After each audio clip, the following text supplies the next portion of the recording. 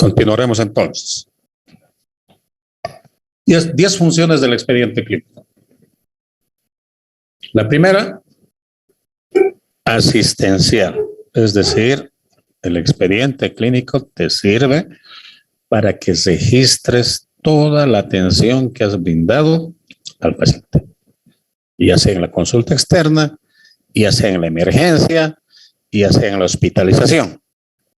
¿No? Habrás hecho anamnesis, has preguntado sobre síntomas, habrás buscado signos a través de la exploración física, habrás pedido exámenes complementarios, habrás hecho diagnósticos, habrás establecido tratamientos, habrás hecho un seguimiento al tratamiento, es decir, evoluciones, todo eso tendrá que estar registrado como parte de la función asistencial.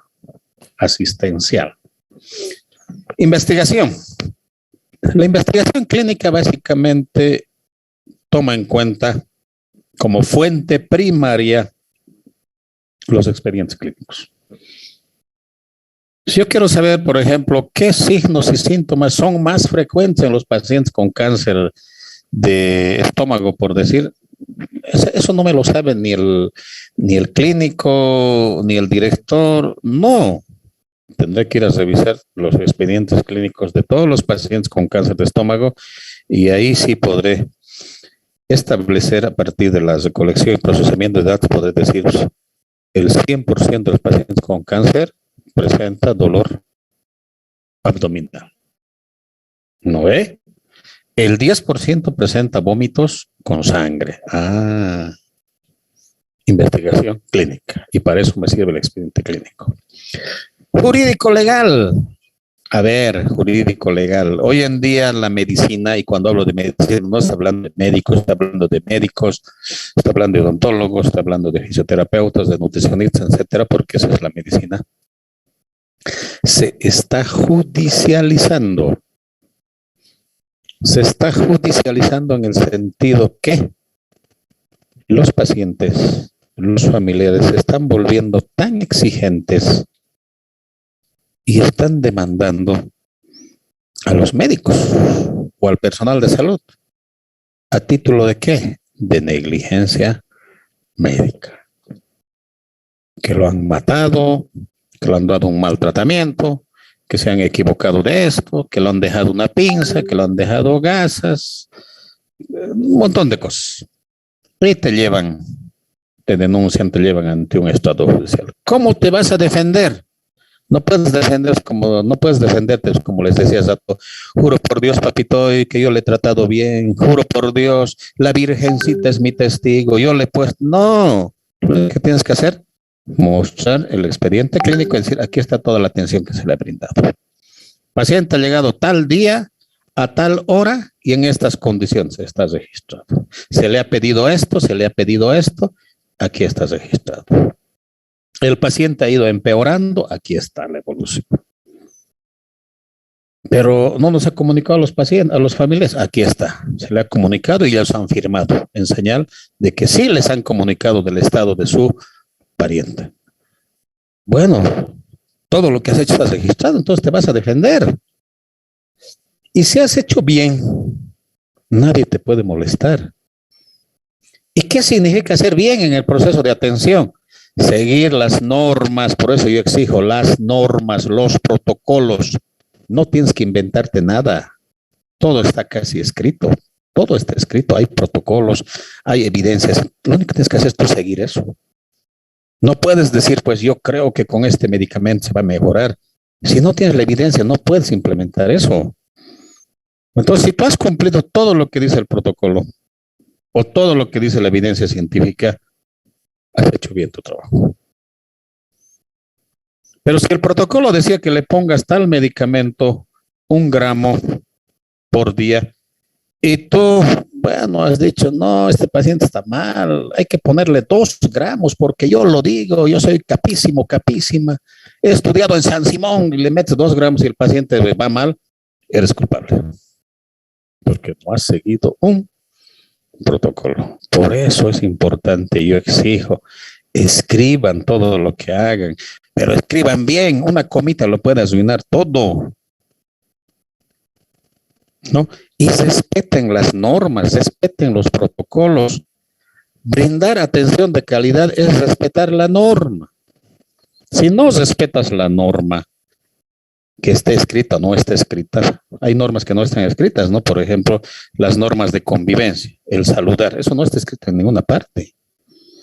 El tratar bien al paciente, eso sí puede estar escrito, pero son normas que están. Entonces, si tú respetas esas normas, no vas a tener problemas con la justicia.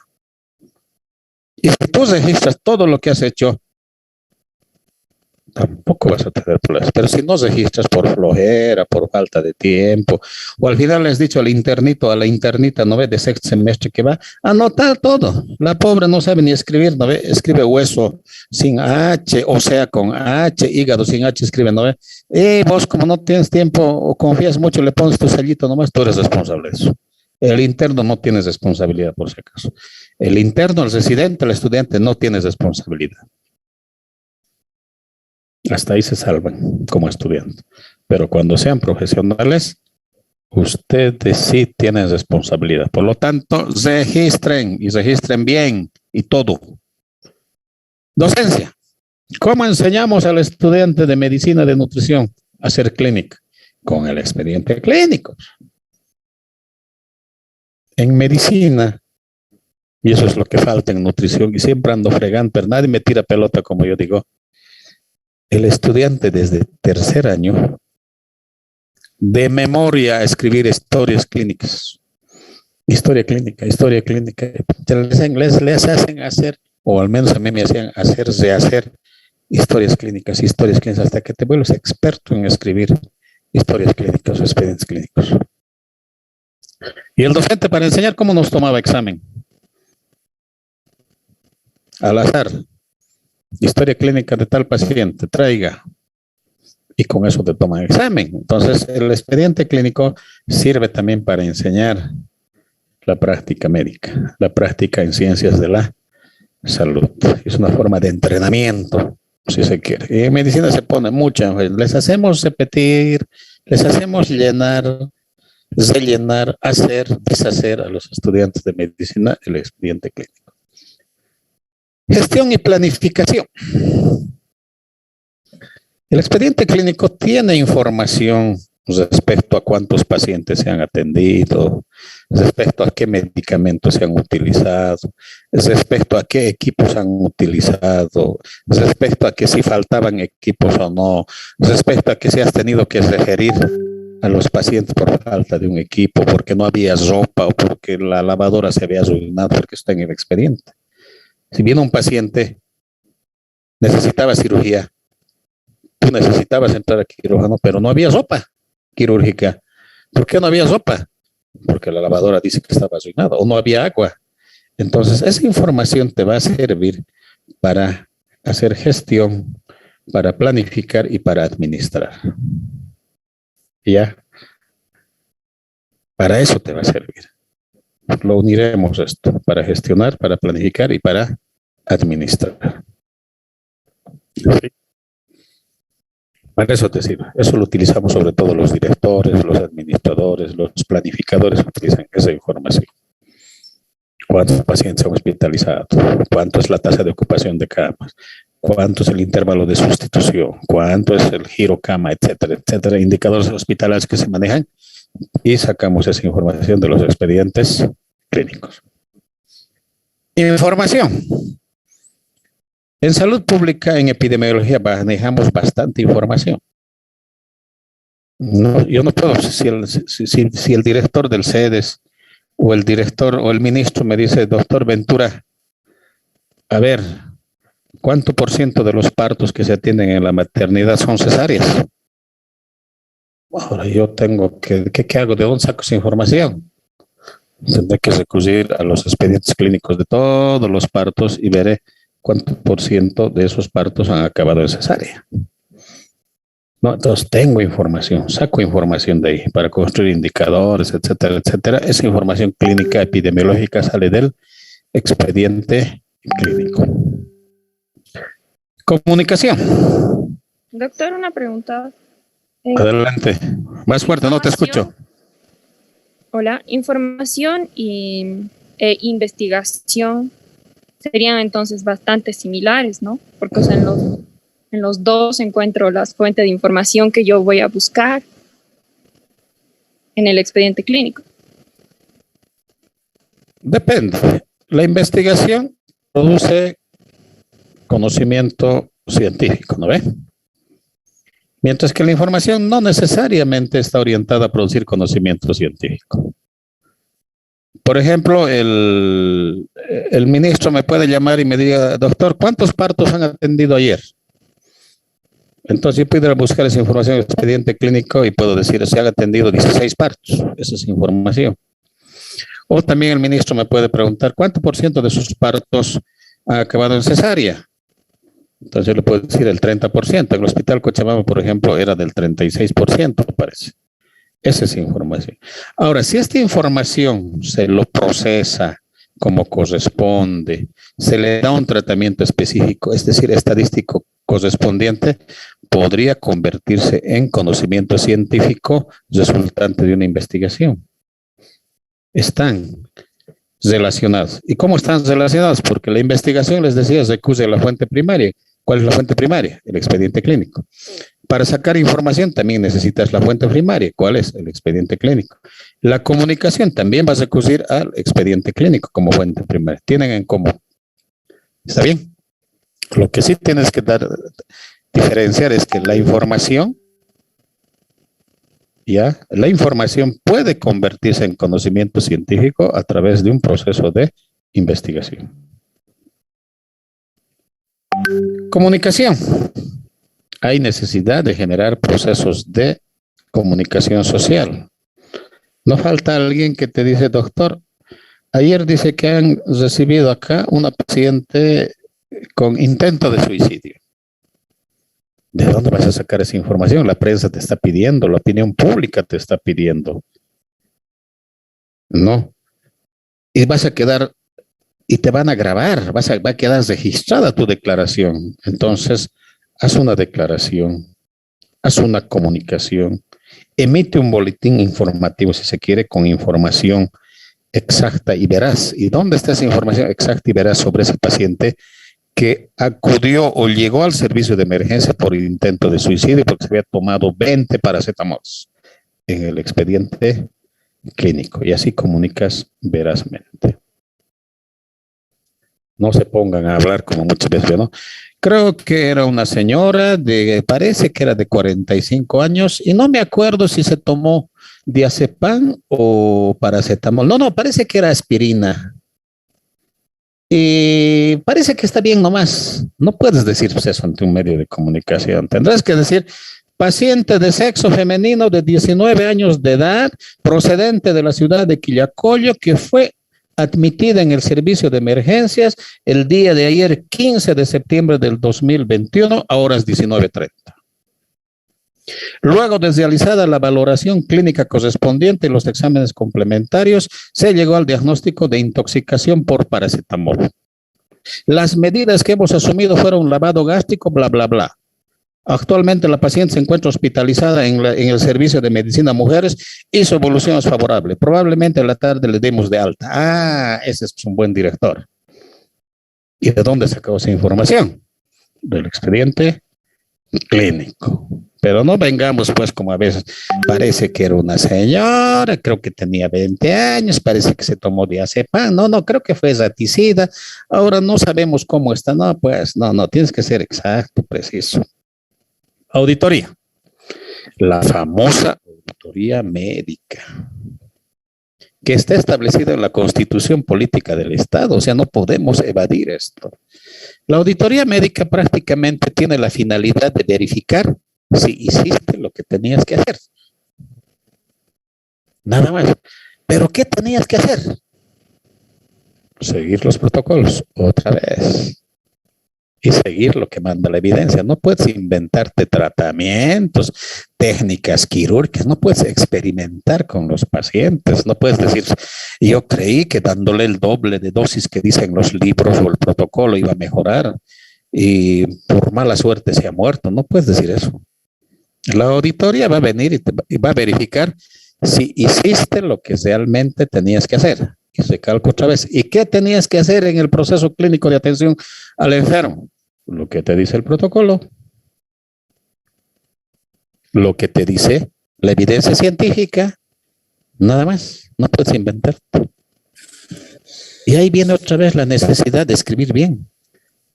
Y muchos reclaman, ese doctor Ventura tanto nos friega, ¿qué le importa si escribimos bien o mal? Por escribir mal se mueren los pacientes. En vez de poner 1,5 miligramos, le ponen 1,5 gramos. Y no falta la enfermera que lea gramos y le mete los gramos. El paciente se muere. Estoy exagerando, ¿no? Pero así sucede. Por escribir mal. En vez de ponerle cada 12 horas, le ponen cada 2 horas y lo intoxican al paciente sobre un medicamento. No, entonces por eso es necesario escribir bien, porque te va a llegar a auditoría y la auditoría va a verificar si hiciste lo que deberías hacer. Y no te va a preguntar otra cosa que quiero que tengan. El auditor, cuando hace su trabajo, no pregunta. No te pregunta, y doctor, licenciada, ¿cómo le ha tratado? No te pregunta. El auditor se va directamente al expediente clínico. Directamente el expediente se secuestra, yo lo llamo secuestrar porque algunos modifican, pues bandidos son. Lo arreglan, se ponen de acuerdo, la enfermera, todos a rehacer el expediente, ¿no? Y lo acomodan a su gusto. Entonces, inmediatamente hay alguna denuncia, alguna solicitud de auditoría, hay que secuestrar el expediente clínico. Quien lo secuestra o se lo guarda es el director. El director tiene que hacer el expediente clínico y guardarlo hasta que se haga la auditoría. Entonces, el auditor no te va a preguntar qué le has dicho, qué le has dado, nada. Todo se va a basar, o todo el proceso de auditoría se va a basar en el expediente. Y si en el expediente clínico no está registrado, puedes tener problemas. Está incompletamente registrado, puedes tener problemas. Está mal registrado, puedes tener problemas. Está incompleto, tienes problemas. Cuiden por eso de hacer correctamente el expediente clínico. Y finalmente, para evaluar la calidad de asistencia. Y la calidad asistencial, ya les había dicho, no es más que cumplir normas. ¿Y qué normas? Protocolos y evidencia. Entonces, si tú quieres saber si la atención que le brindaron a un paciente fue de calidad, me refiero a la calidad asistencial, hagas el protocolo. Si el protocolo dice que el paciente debería recibir oxígeno a 15 litros por minuto y le han puesto 60 por minuto, porque está registrado en el expediente, así, no es pues de calidad la atención. Y el protocolo dice que a ese paciente con sospecha de anemia deberías hacerle hemoglobina y no le has hecho, no es atención de calidad.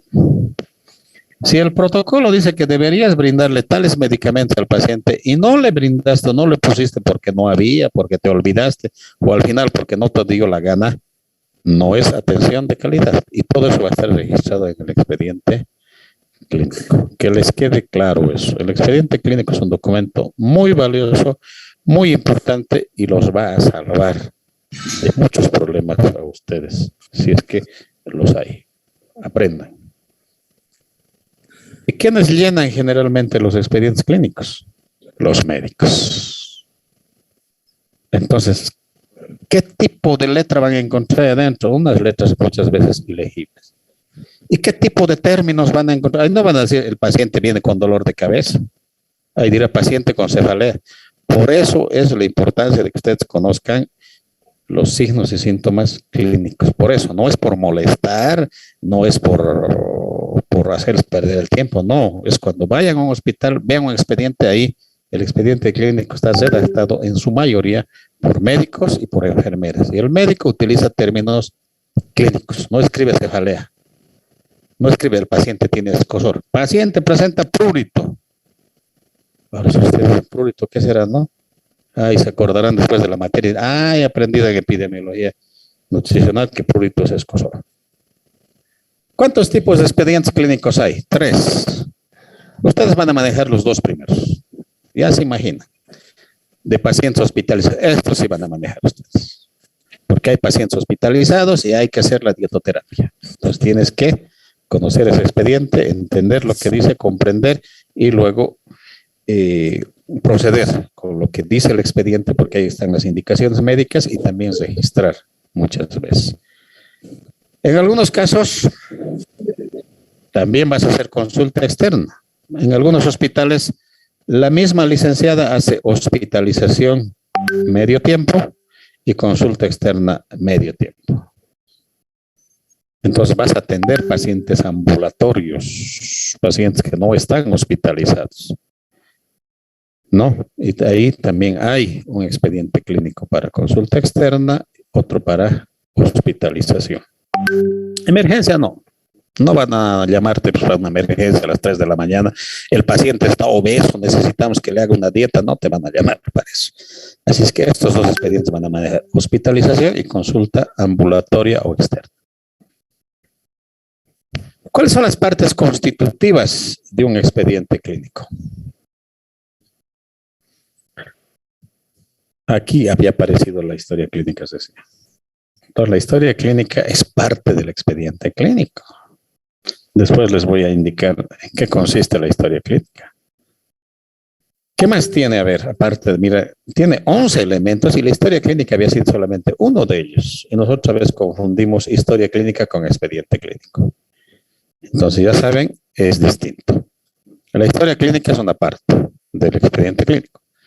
¿Qué más tiene? Formulario de consentimiento informado. La ley nos dice que para ciertos procedimientos que implican riesgo, el paciente tiene que dar su consentimiento, si es que está en condiciones. Y si no está en condiciones, podrá dar el consentimiento un familiar. Y si no hay familiar y el paciente no está en condiciones de dar su consentimiento, tú puedes proceder. Pero eso es son casos raros, pero en la mayor parte de los casos, el paciente tiene que dar su consentimiento. A ver, yo quiero hacerle al paciente una endoscopia, digamos. Muchos pacientes, no muchos, algunos le están haciendo endoscopia y sufren un paro. ¿No? Entonces, para que no te culpen, tienes que hacerle firmar un consentimiento informado. ¿Qué quiere decir informado? Es que tú le explicas antes de que el paciente firme sobre cómo se va a hacer el procedimiento, cómo se va a hacer la endoscopia, digamos. ¿Qué riesgos tiene? Y si el paciente, a pesar de que le has explicado cómo se va a hacer el procedimiento y qué riesgos tiene, incluso con probabilidades tal vez muy bajas, el paciente firma. ¿No? Para la cirugía, sobre todo, eso es obligatorio para las cirugías. Obligatorio. Consentimiento informado. Entonces, le informas al paciente y luego el paciente da su consentimiento para que le hagas el procedimiento. No, porque si es otro problema. Por ahí el paciente muere. Claro, a ustedes no les va a pasar, pero como en otros casos puede pasar. Y la familia puede decir, no, mi papá no quería operarse. Le han obligado a ellos por cobrarle.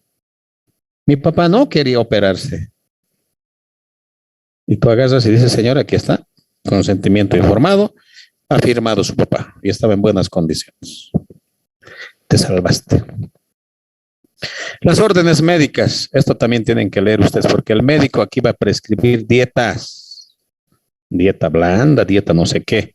Entonces hay órdenes médicas. El médico prescribe medicamentos, dietas, exámenes de laboratorio, procedimientos de cualquier tipo. Entonces hay una hojita de órdenes médicas que tienes que leer, tienes que interpretar, tienes que llevarlo a la práctica si es que te toca. Si eres nutricionista, la dieta. Si eres enfermera, el medicamento tienes que aplicar.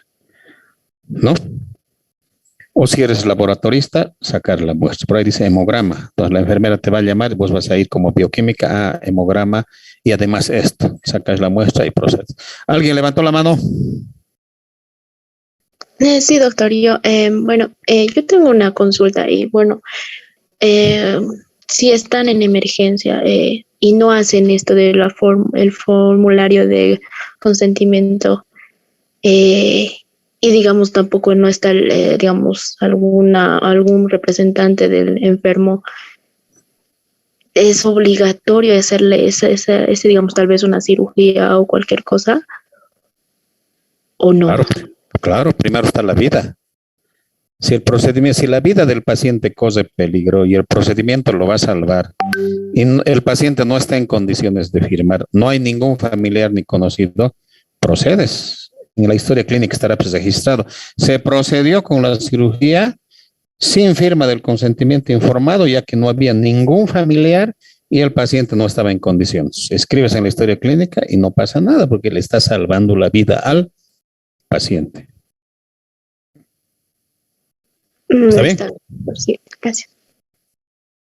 Ya, no puedes esperar, como no tiene paciente, como no tiene familiar, el paciente está desmayado.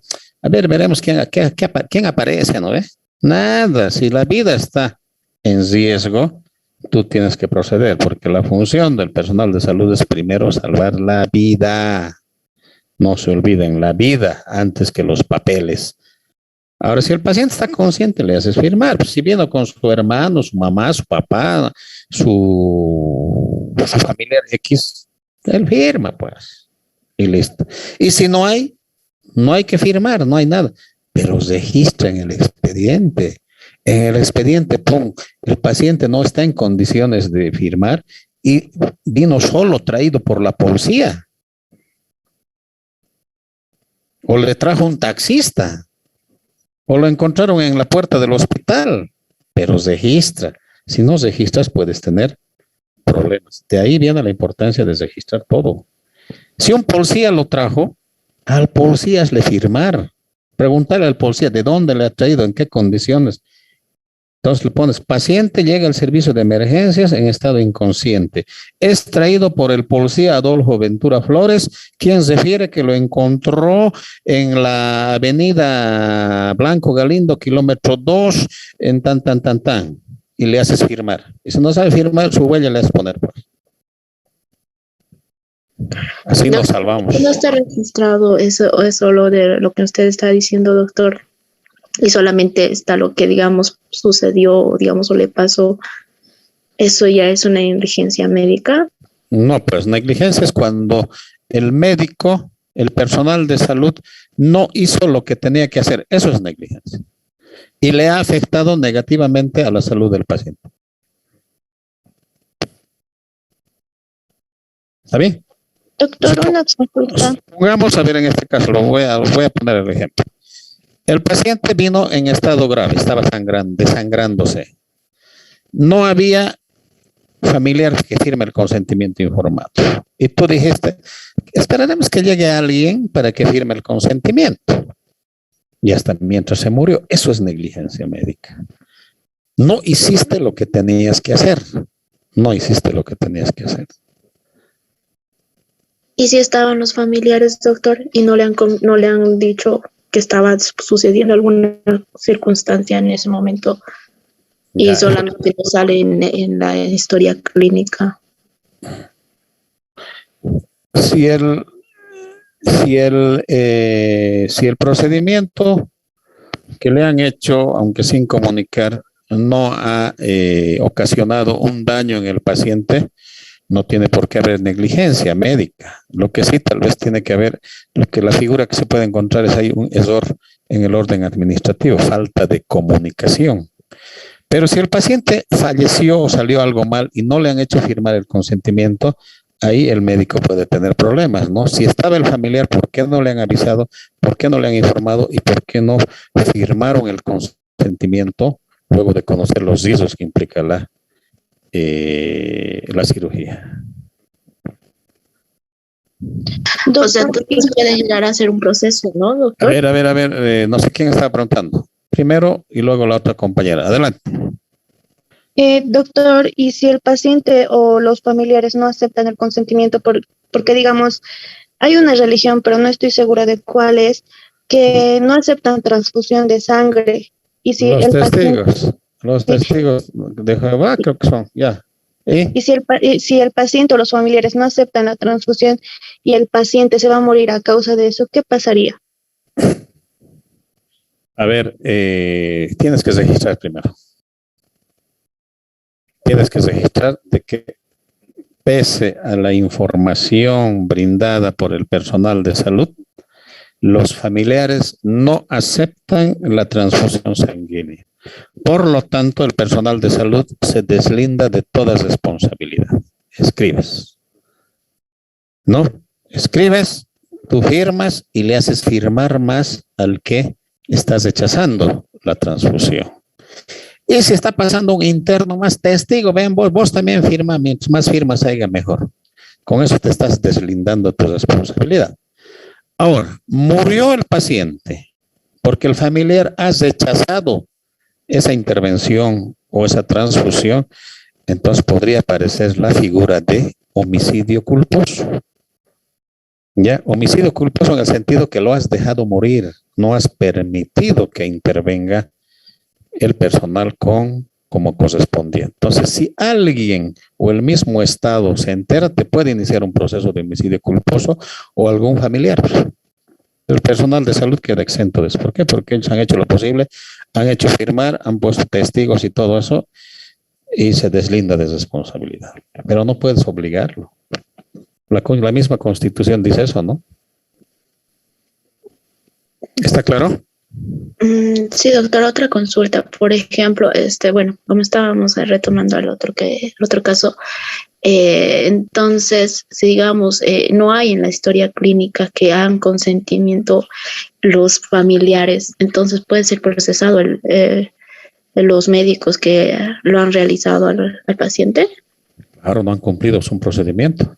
La norma dice de que hay que hacer firmar formulario de consentimiento informado antes de un procedimiento que implique riesgo. Se lo puede procesar. Puede haber un proceso. Dime. Digamos, bueno, si este paciente ha tenido una complicación antes de que venga la otra complicación y solamente ha hecho el consentimiento de la otra complicación y no de la que realmente le pasó. Voy a cortar, esto se va a interrumpir en unos segundos. Les voy a mandar otra vez el enlace, ya se conectan nuevamente. Está bien, doctor.